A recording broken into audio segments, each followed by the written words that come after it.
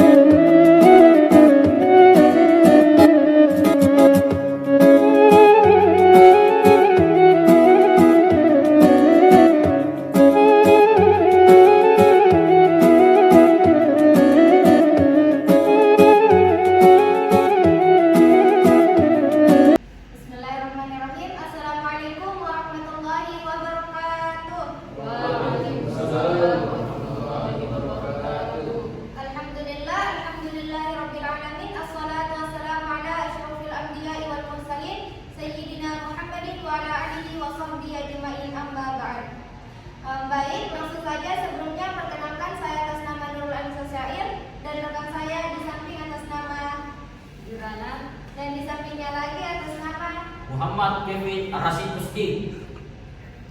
Nah, baik, sebelumnya adapun tujuan kami di sini adalah untuk melakukan simulasi mengajar dengan materi mengenai etika, moral, susila serta hubungannya dengan akhlak.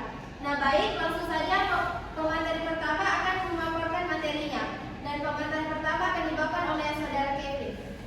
Kepada saudara Kevin kami persilakan. Jadi Bismillahirrahmanirrahim. Assalamualaikum warahmatullahi wabarakatuh. Waalaikumsalam warahmatullahi wabarakatuh. Pertama-tama saya akan menjelaskan kepada hadirin sekalian tentang pengertian etika. Jadi etika berasal dari kata Yunani ethos yang berarti adat istiadat, kebiasaan, watak atau karakter, yang merupakan studi sistematis tentang nilai-nilai moral, yang prinsip-prinsip yang memandu perilaku dan aturan-aturan yang mengatur tindakan manusia.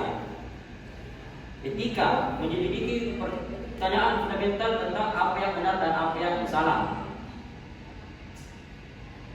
dan buruk, adil dan tidak adil, serta bagaimana kita seharusnya bertindak dalam berbagai situasi. Etika tidak hanya mempelajari apa yang dipercaya benar atau salah oleh suatu kelompok, tetapi juga menyelidiki dasar dan keyakinan moral tersebut. Etika telah berkembang selama berabad-abad, dipengaruhi oleh berbagai pikiran, filosofi dan agama. Sebagaimana dalam Al-Quran, Allah Subhanahu wa Ta'ala berfirman dalam Quran surah Al-Anbiya ayat 107 yang berbunyi, "Wa ma arsalna illa rahmatan lil alamin," yang artinya, dan kami tidak mengutus engkau Muhammad melainkan untuk menjadi rahmat bagi semesta alam. Ayat ini menunjukkan bahwa tujuan utama risalah Nabi Muhammad SAW adalah untuk membawa rahmat bagi seluruh manusia. Etika sebagai studi tentang nilai-nilai moral merupakan bagian penting dari ajaran Islam yang bertujuan untuk menciptakan kehidupan yang harmonis dan beradab bagi seluruh umat manusia. Untuk melakukan perbuatan yang bertentangan dengan nilai-nilai moral dan etika. Etika dibagi menjadi beberapa cabang, yang antara lain yang pertama, etika deskriptif, yaitu mempelajari nilai-nilai moral yang berlaku dalam suatu masyarakat atau kelompok tertentu. Ini merupakan studi empiris tentang moralitas, mengamati dan mendeskripsikan bagaimana orang-orang sebenarnya berperilaku dan apa yang mereka yakini sebagai benar atau salah. Yang kedua, etika normatif, berfokus pada pengembangan prinsip-prinsip moral yang seharusnya berlaku. Cabang ini berupaya untuk menetapkan standar moral yang objektif dan universal terlepas dari praktik-praktik moral yang ada. Teori-teori etika seperti utilitarisme John Stuart Mill dan deontologi Immanuel Kant termasuk dalam etika normatif. Yang ketiga, etika metaetika, menyelidiki makna dan dasar dari istilah-istilah moral seperti benar, salah, baik, dan buruk. Ini menanyakan pertanyaan-pertanyaan fundamental tentang sifat moralitas itu sendiri. Misalnya, apakah moralitas bersifat objektif atau subjektif, relatif atau universal? Tokoh-tokoh penting dalam sejarah etika, yang pertama Socrates, yang menekankan pentingnya introspeksi diri dan pencarian kebenaran melalui dialog. Ajarannya menekankan pentingnya pengetahuan sebagai dasar moralitas. Yang kedua, Plato, mengembangkan teori etika yang berpusat pada ide-ide abadi yang merupakan bentuk sempurna dari segala sesuatu. Keadilan menurut Plato merupakan harmoni antara bagian-bagian jiwa manusia. Yang ketiga, Aristoteles, yang menekankan pentingnya kebajikan dan eudaimonia. Ia percaya bahwa kebahagiaan dicapai melalui pengembangan kebajikan moral dan intelektual. Dan yang keempat ada Immanuel Kant, mengajukan prinsip kategoris imperatif yang bertindaklah hanya menurut prinsip yang dapat atau kehendaki menjadi hukum universal. Ini menekankan pentingnya kewajiban moral dan universalitas prinsip moral. Adapun prinsip-prinsip etika yang pertama, prinsip otonomi, yaitu menghormati hak individu untuk menentukan pilihannya sendiri. Yang kedua, prinsip benevolence, berusaha untuk selalu melakukan kebaikan. Yang ketiga, prinsip non malevolence, tidak melakukan tindakan yang merugikan.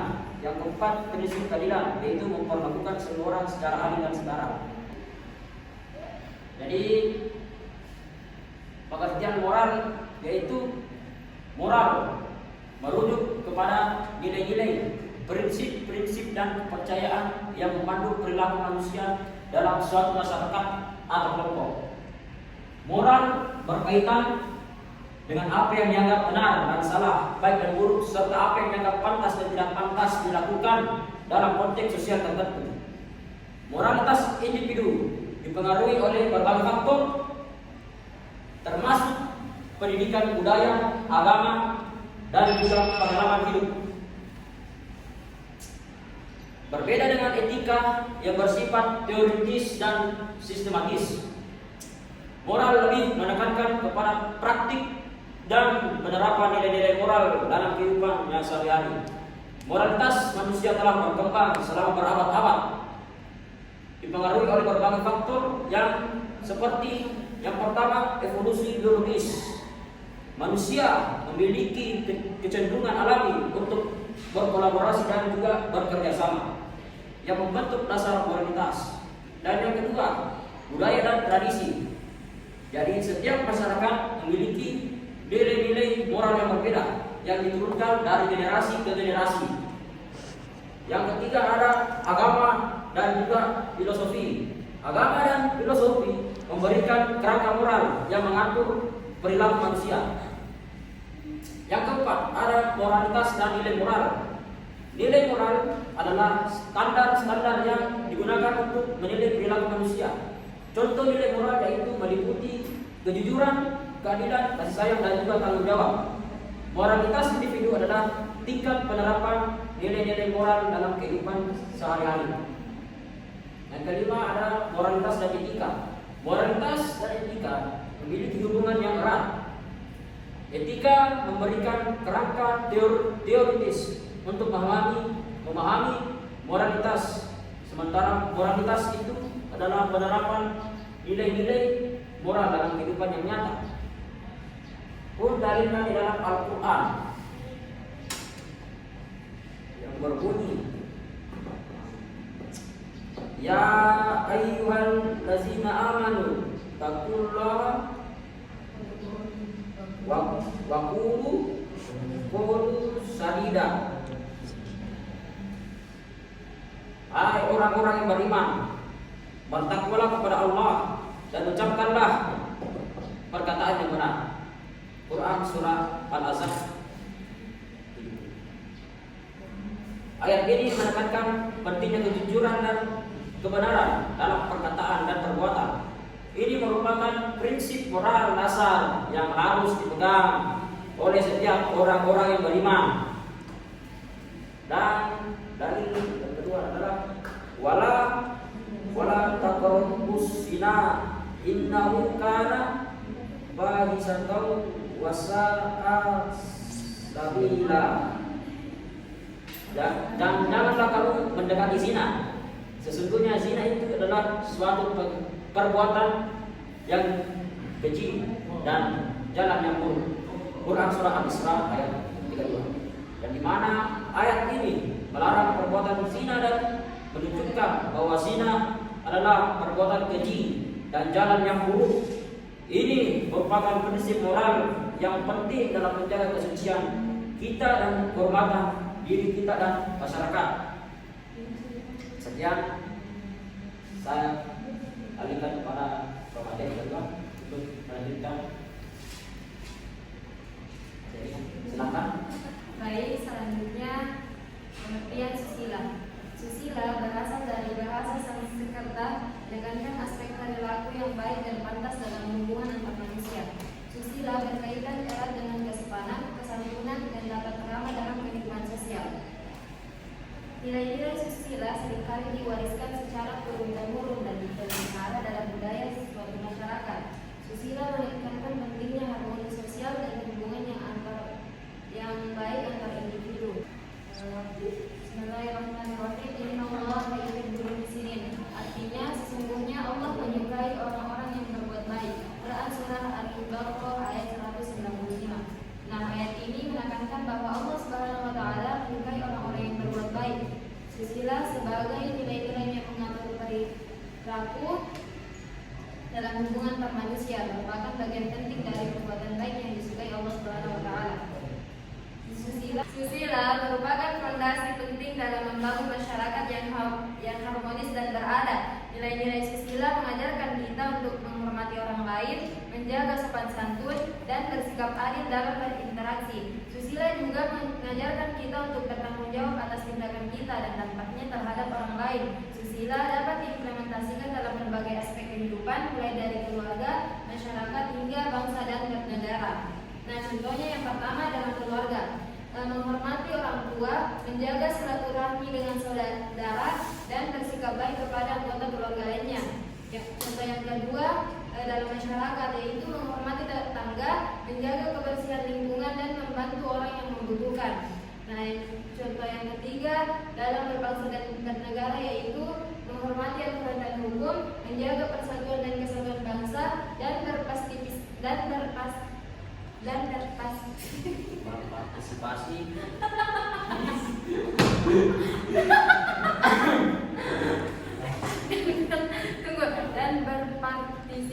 ulangi.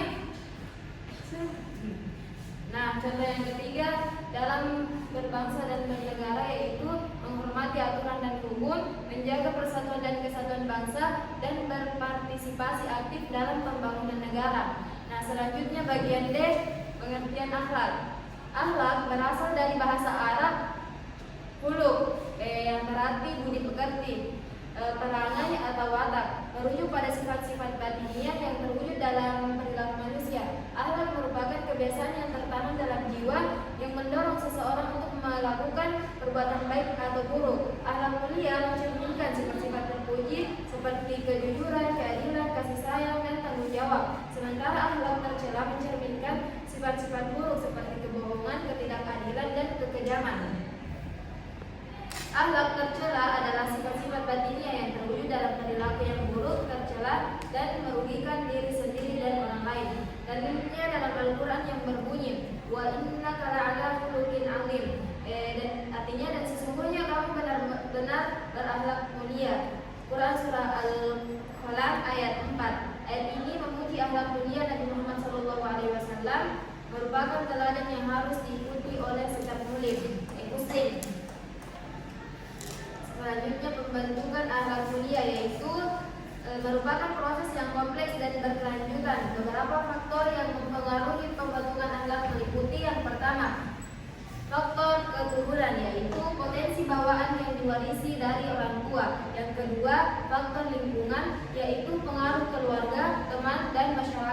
Yang ketiga, faktor pendidikan, yaitu proses pembelajaran dan pengajaran nilai-nilai moral.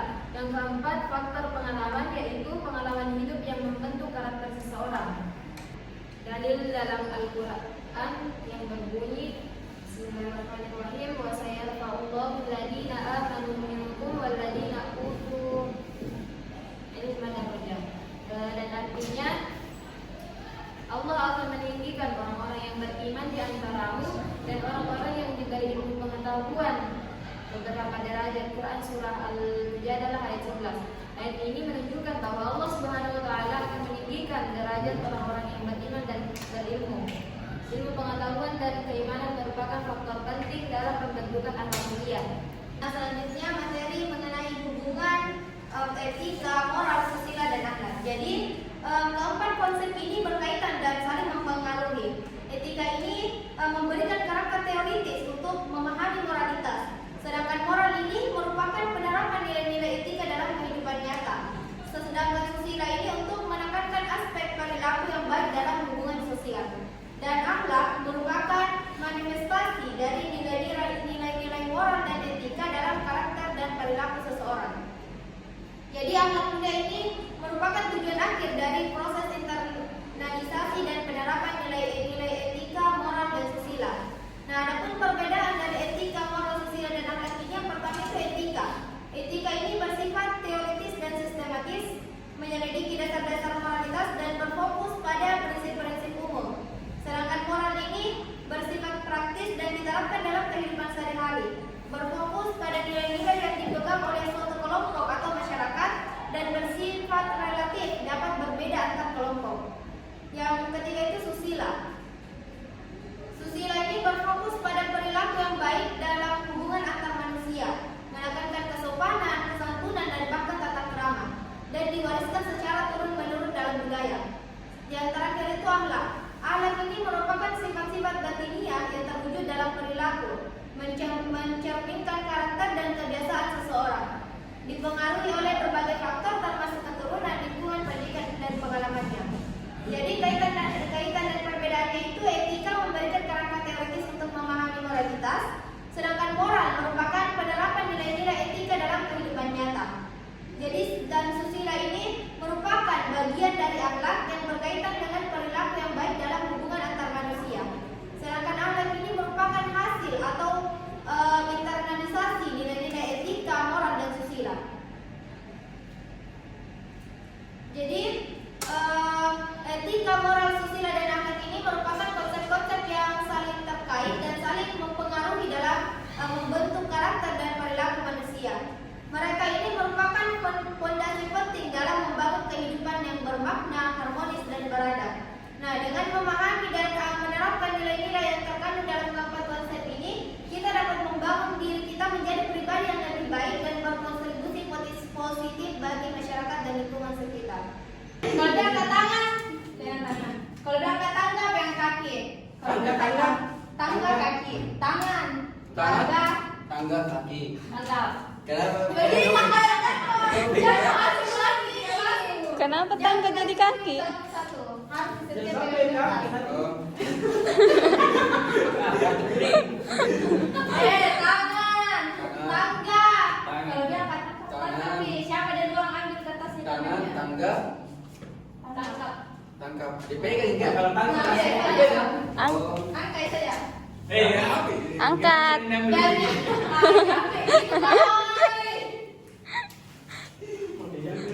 gagah. Nah, ya evaluasi biar tidak ada ditinju nanti. Ya, oke. Tangkap, tangkap, tangkap.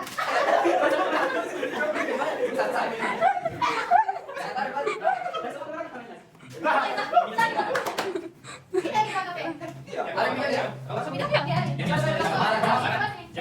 Bismillahirrahmanirrahim. Assalamualaikum warahmatullahi wabarakatuh.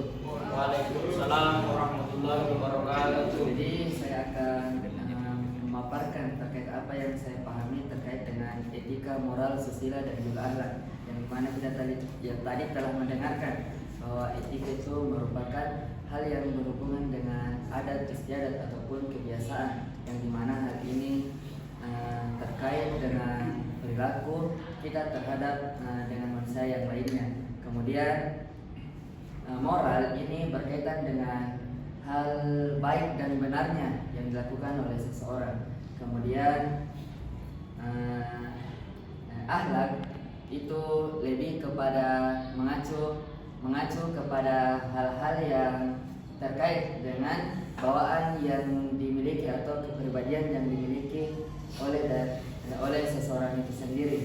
Dan yang terakhir adalah susila, yang dimana susila ini berhubungan dengan sikap kita terhadap kepada manusia lainnya. Hal ini menentukan tentang baik dan buruknya yang kita lakukan kepada seseorang ataupun kepada manusia lainnya.